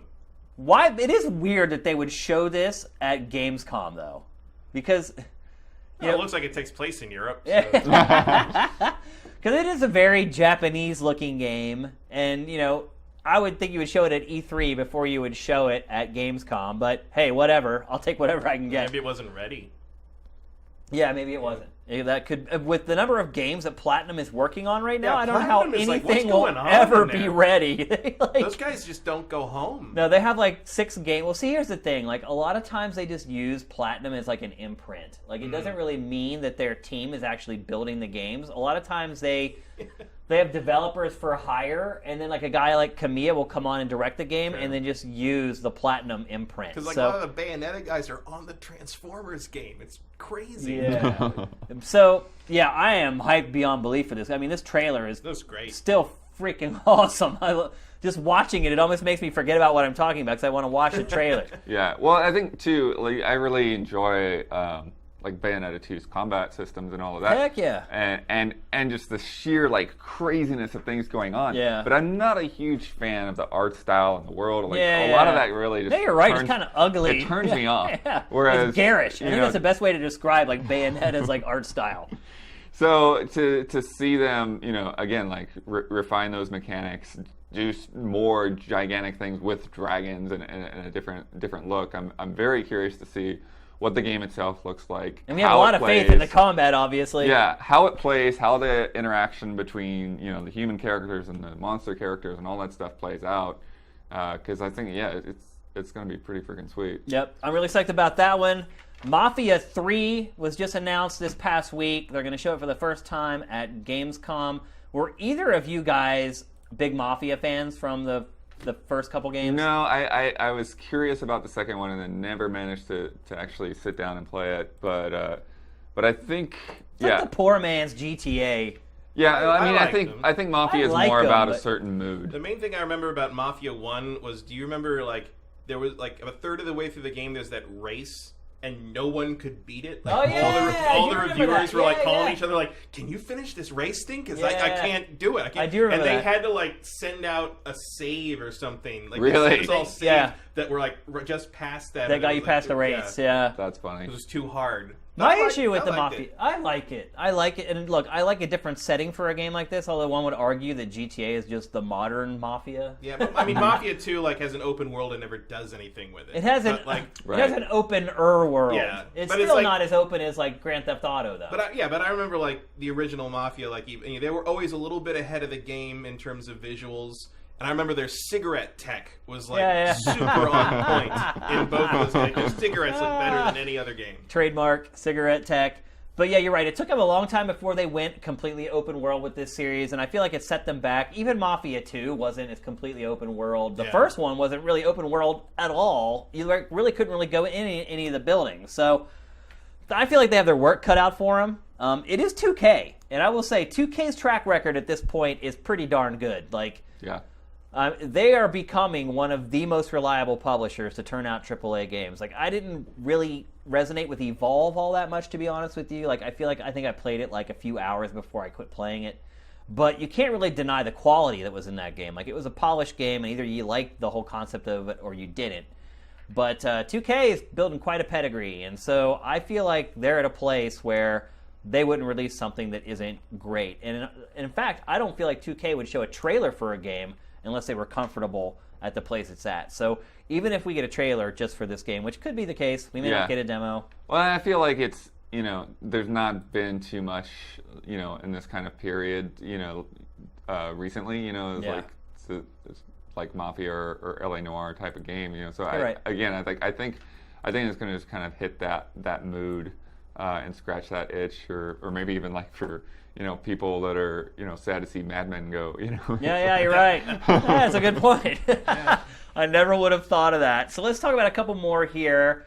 Final Fantasy 15, after skipping E3, will be making a Gamescom appearance. They've been kind of hyping it up so far, saying that it's going to show some new elements to it, some new things. This game is so weird. It looking. really is weird. This whole scene right here of like driving in a convertible while this big monster lumbers in the background. I mean, I'm kind of into it, but I just don't know what to think. I don't either, to be honest with you. And the demo didn't really provide much clarity for me. It's just so, you're right, it's just so weird. Like, it's just a mashup of, like, boy bands and, like, high fantasy and, like... And luxury cars. And Like, what's going on? I just... Yeah. I mean, there could be something, because at least it's different. I mean, it's not It like certainly they've done- is. Yeah. I'll say that much. And I do like that the combat's, pretty much real time. Also, again, I wouldn't be surprised if Final Fantasy VII ends up using very similar combat to what you're getting here in this game. That'll be a big There's argument. been lots of news about that this week, too. They're saying they're going to completely rework the combat in some way. I don't think there's any way they can make that game turn-based. I just don't think that they can. Not at this point. No. It's the same age, still older than Resident Evil 2. Yeah. So, I mean, you gotta update it. You gotta bring it into the modern era somehow. I think a lot of people are really petrified that it could just completely ruin the game, and that's probably a relevant fear, to be honest. Yeah. Like, it I could think they should actually be more ruin the worried game. about, like, are they gonna keep the part where Cloud like cross dresses and like gets like molested by that dude and like all? I mean, there's a lot of stuff you can get away with, like little nondescript like super deformed characters that like you put it in like Big as Life 3D and you're like, whoa, this game's kind of screwed. Like, you know, you're in crazy town. Now, there's a lot of cultural, I don't know, impasses that they're going to have to... I don't know how to describe it, but yeah, they're going to have some issues like updating that game. It'll be interesting to see. Final Fantasy 15, you know, I feel like they've shown a lot of it, but I still don't feel like I know anything about it. So maybe Gamescom will be good. Yeah, it is very interesting in that sense that, you know, we've seen it for so many years, and yet it feels like very much a mystery. It's like a stranger living in your own home. Let's see. Horizon Zero Dawn, we've talked about that already. Mass Effect Andromeda. That could be a game that we get a look at. Have they talked about saying more about it? I know EA has their press conference. What else are they going to show? Well, there's talk that they put FIFA, a lot of time on. Yeah, FIFA always is at Gamescom. Need for Speed, they're going to put a lot of time on. Star Wars, they're going to put a lot of time on. Yeah, Mass Effect. I mean, they didn't show squat of it at E3, really. Right. Like, I was actually like typing something when they started the press conference. By the time I looked up, I saw like the last shot of the trailer where he's like flying at the screen. I was like, wait a minute, I just missed Mass Effect? Like, they didn't show hardly anything. So that's another reason why I kind of put it on here, because I feel like they need to show something at this point. I mean, if it's coming out next year, as they say, they got to show some semblance of gameplay or tell us how it plays or how it plays into the franchise and how it fits into the story, if it does at all, or if it's it was called Andromeda. I figured they went to a new galaxy. Yeah. Yeah, but that still doesn't tell you much. It's no. like, you know, how many of the characters are coming back, if any of them, like... I almost feel like this could be like an Old Republic style thing, where it's like you just totally new era, totally new set of people. It could be, but yeah, I mean, again, lots of mystery around this. Haven't shown much of it so far. I mean, this is where I started watching it, like right there where he flew up that little rock thing. I was like, I missed it because it was so short. So I feel like we could see something from that. I would say 50-50 we see something from Mass Effect Andromeda. World of Warcraft is going to show its new expansion, which is kind of early for them to show another World of Warcraft expansion. If you look back across like the past and how they've kind of metered all that out over time, like it's a little early for them to show that and to show it at Gamescom instead of not at BlizzCon. I think they want to get ahead of it with, you know, they're hoping the movie is going to, you know, hit it big next year. So I think they want to have get something some that hype ties trains rolling and keep in the news basically. How much longer do you think they're going to release expansions for this game? Well, I mean, I think this may indicate that they're trying to speed it up and you know, put them out more frequently. But what does that mean to the long term of it? Like, right. Well, the question is like, what happens with World of Warcraft when the movie comes out? Right. Like next year, next spring. Why is that summer. like a big paradigm point? Well, I think because that's where you're going to expose that lore in that game to people who may have never played the game before and might be interested in giving it another shot, just in the sense, you know, I think they're hoping for something on the level of like a Marvel film. I don't care how good that movie is. I'm never playing World of Warcraft again. Well, yeah. But what I'm saying is, like, if you're in Blizzard's marketing team, you're like, well, we need to have something that when people see this movie and they're excited about it, they can go play something, and then we can get them for life and take their money forever. You know, kind of the opposite of what happened with Mad Max Fury Road, where everyone's like, man, I'd like to play that. Well, you're going to have to wait. Yeah. You know? And so like, I'm wondering if there's going to be some synergy here with the movie. This CG looks pretty darn good. This should be the movie. Always been good enough at the CG to do their own movie. Well, how about the fact that they still haven't released the trailer from Comic-Con? Oh, yeah. Nope, they still haven't shown it. There was one, and let me tell you, they have ninjas, because Look, stuff gets out like all the time, and that trailer got out, and it was shut down. I think it went up on like Vimeo or wasn't even YouTube. It was like some obscure video service, and they took it down. Obviously, it's never popped up anywhere else. Like all this other stuff that gets taken down, it ends up popping up on like VidMe or YouTube, and it's like whack-a-mole. Like they've completely stomped that off cell phone camera version of that trailer somehow. I don't know how they did it, but they did. They threatened to ban everybody's Warcraft account. That could be. Kick you off Battle.net. That's what we did.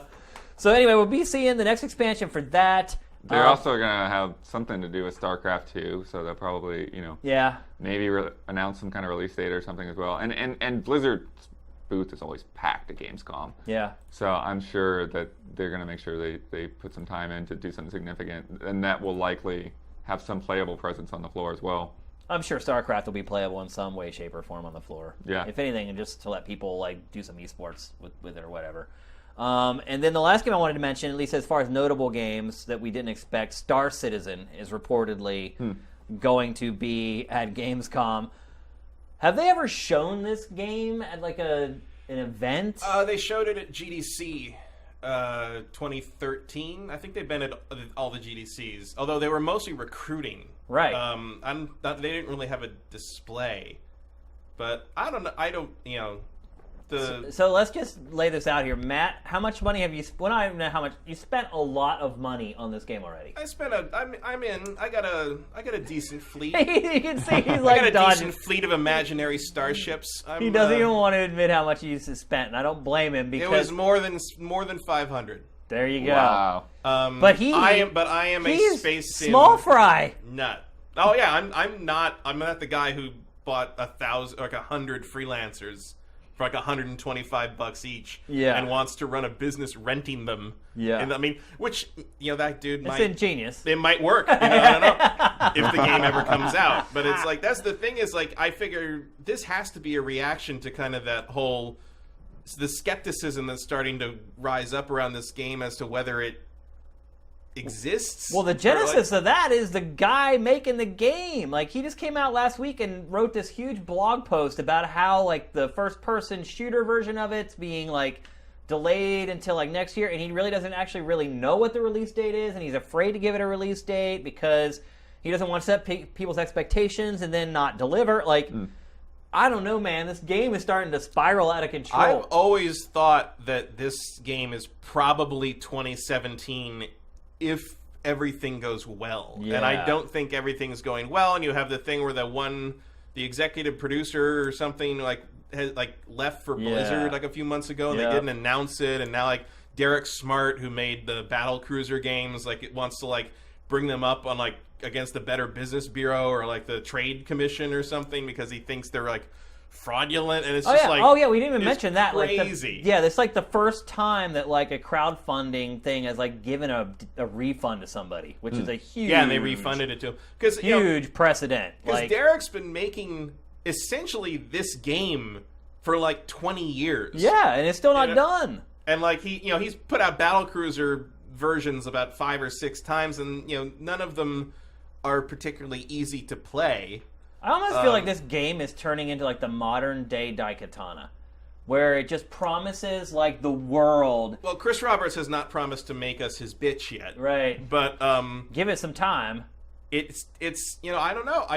I really want it to be good and to come out as Chris Roberts. I love Wing Commander. I love TIE Fighter. I love that genre. I'm super excited to see him come back, but then you run into the question of like he hasn't really made a game since like 1998 or something, and you're like, well, it's different now, and it has to, and they're doing a pretty good job of getting modules and stuff out there for people to prove that like, yes, look, we made starships, you can fly a fighter in a dogfighting module or whatever. But what they're trying to make here is so crazy and huge. It's almost like it's like if No Man's Sky decided to handcraft everything instead of procedurally generated. And you wonder if it can this level of fidelity we're looking at here. Are you going to make a whole universe out of that? I don't know, man. I might be asking for a refund if I were you. I don't know. At this point, like I pledged that stuff so long ago that I'm happy to sit back and wait. Yeah. But I'm not up in arms about it. But I understand why people would be. I'm not going to blame anyone who doesn't believe. I mean, you're practically in an article of faith territory with this game. Yeah. So that's pretty much, those are all the games that I kind of earmarked as big stories at Gamescom. There's going to be tons of other games there, obviously, but a lot of them are going to be stuff that we just saw at E3. Hopefully we'll get new demos for a lot of that stuff, but I don't know.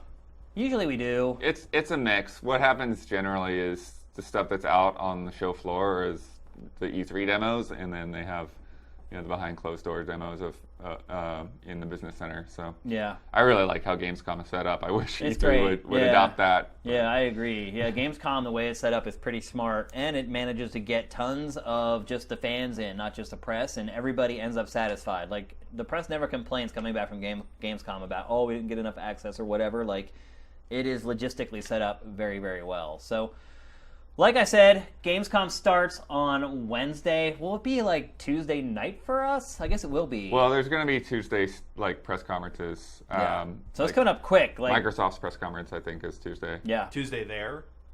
Yeah. So that would be like Monday night, overnight for us? No, I think it would be Tuesday here as well. I thought Microsoft's press conference was Wednesday, but that would make it Tuesday for us. We'll figure it out. Yeah. Yeah. I'm just trying to help the viewers here. EA's conference is like the weird overnight one. Yeah, you're right. Yep. So anyway, keep refreshing. Yeah. So anyway, Gamescom is coming up this week. We will be all over it on Sifted, and of course they'll be all over it on GT as well. So make sure that you head over there and check out all their great stuff. Also, make sure you give Daniel Bloodworth a follow. He is more than worthy, for sure. If you have any questions for us, if you want to send those now as I wrap up the show, we'll try to answer one or two before we head off. I do want to mention that we have a huge announcement coming to Sifted very soon. It's something that you guys have been asking for quite a while. In fact, something a lot of people have been asking for quite a while, and we have made it happen.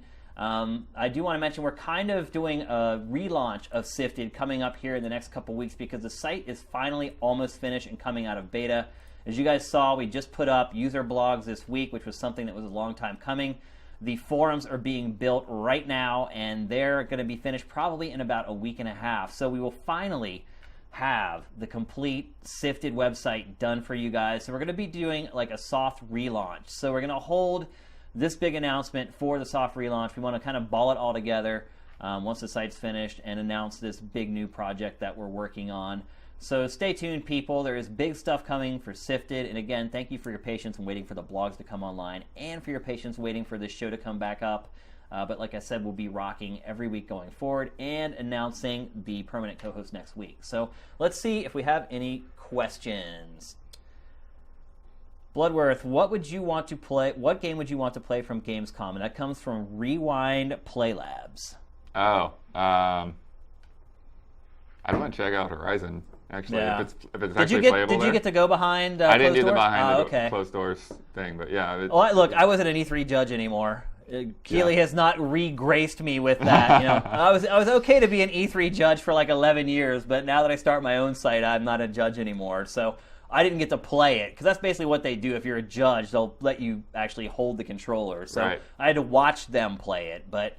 It's really just a formality, them putting the controller in your hands. It's like, okay, now you see that this isn't faked, and that's pretty much all it comes down to. So I did not get to play it either, but I did watch them play like the extra parts of it. And even if they just showed the extra parts of it at Gamescom, it'll have a huge splash at the show. And I think I would probably agree with you. If there was one game that I could play, at least as far as like a new part of the game, that would probably be the one that I'd want to play. They're asking if we can keep the show on Saturdays at this day and time.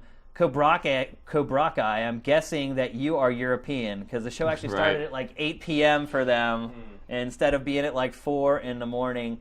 We'll see what we can do. A lot of it will depend on the schedule of our permanent co-host as to whether he can do it on the weekend or during the week.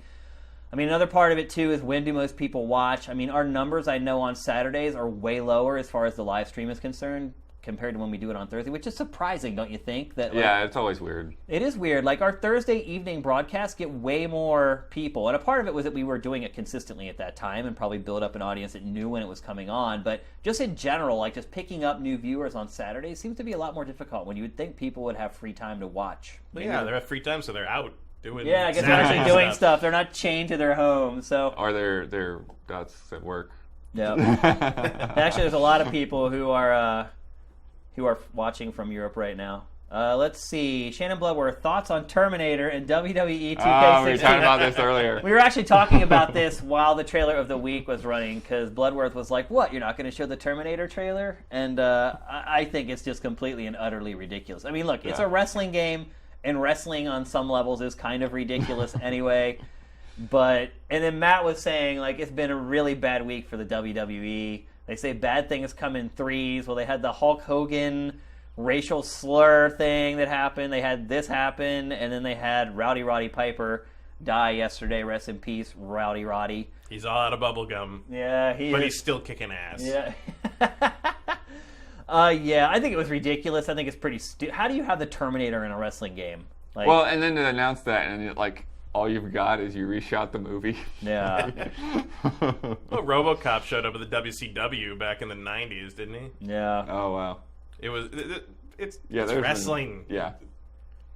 All right, another question from Stealth, and we'll take one more after this if you guys want to ask. Stealth 20K asks, what are your thoughts on Splatoon being at 2 million in sales? Do you see an NX sequel?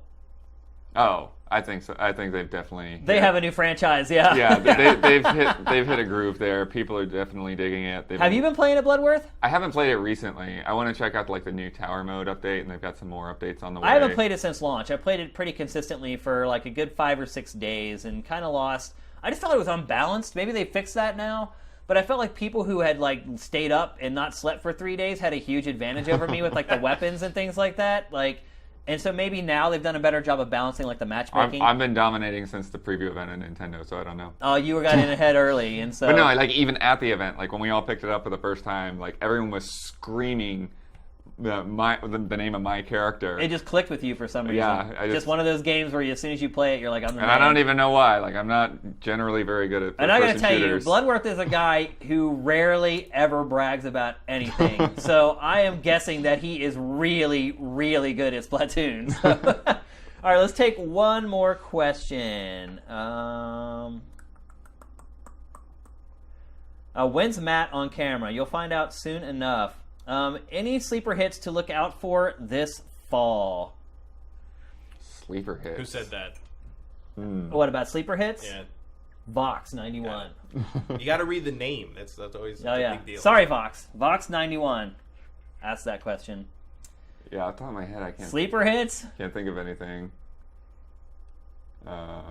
No. I had one, but now I can't remember what it was. No Man's Sky?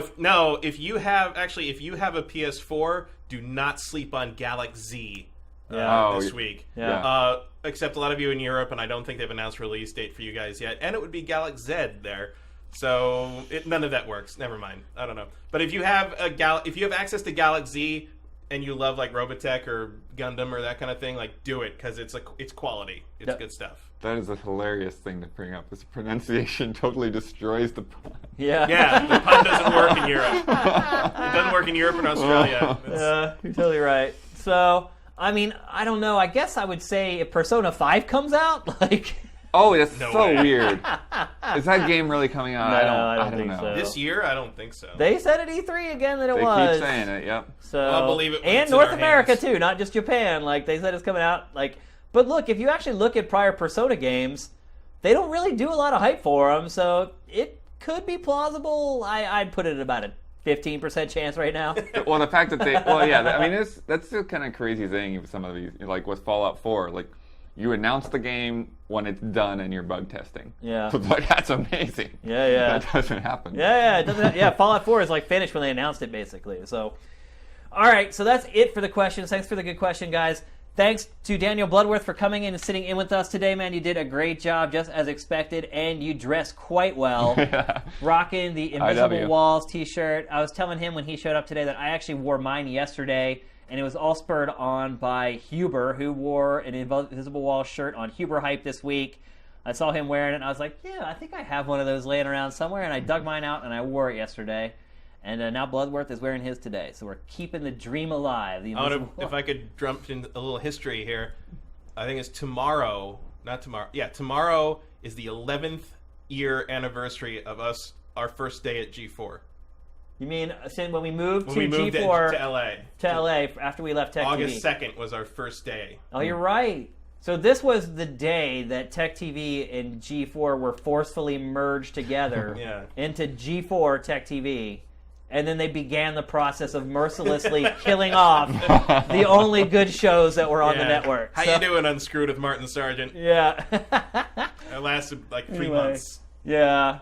So actually, this would be also like the anniversary for us moving to Los Angeles then. This week, this past couple That days means ago. that means that I would have moved to LA 11 years ago. Yep, moved to I LA. can't believe that. Dropped my stuff off, and then we all went to see The Village Yeah. in Culver City. Yeah, that's right. I Welcome to also Los Angeles. Here's a terrible movie. Yeah. So anyway, thanks for tuning in, guys, live. Hopefully, we will try to maybe set a better time for the European peeps so that they can watch the show live a little more often. But thank you guys for your dedication and watching the show late whenever we've done it at other times. We really appreciate it. We will be back again next week right here, Sifters. GameFace is up and out.